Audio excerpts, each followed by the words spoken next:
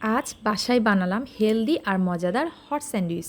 একদিকে খাস্তা টোস্ট, ভেতরে ঝাল মিষ্টি ফিলিংস, আর সঙ্গে স্পেশাল ডিপ। কষ্ট না করে বাসাতেই বানিয়ে ফেলুন ক্যাফে স্টাইল স্ন্যাক্স। হ্যালো, আসসালামু আলাইকুম, ওয়েলকাম টু নিউ ব্লগ।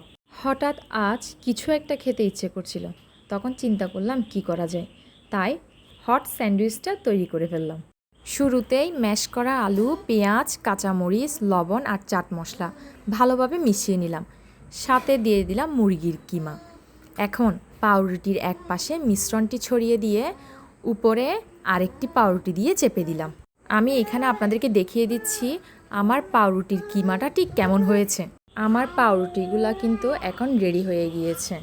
আপনি এখন চাইলে স্যান্ডউইচ মেকার বা ফ্যানে সামান্য বাটার দিয়ে দুই পাশ হালকা করে টোস্ট করে নেবেন, যতক্ষণ না পর্যন্ত সোনালি রং ধারণ না করে। আমার কাছে টোস্ট মেকার ছিল, তাই আমি টোস্ট মেকারটা ব্যবহার করেছি। এটা হচ্ছে ভীষণ টোস্ট মেকার। এটা আজকে 8 থেকে 9 বছর ব্যবহার করছি। আপনারা চাইলে এই ভীষণ মেকারটা কিনতে পারেন। বাচ্চারা যদি টোস্ট খেতে চায় তাহলে আপনারা চটজলদি এটা তৈরি করে দিতে পারেন। দেখুন, কথা বলতে বলতে আমার টোস্টটা কিন্তু বাদামি রং ধারণ করেছে। এই যে তৈরি হয়ে গেল আমার স্যান্ডউইচ। বাইরের খাবারের চেয়ে ঘরের খাবারই সবচেয়ে নিরাপদ, স্বাস্থ্যকর আর ভালোবাসায় ভরপুর। যতটা সম্ভব বাসার খাবার খান, সুস্থ থাকুন।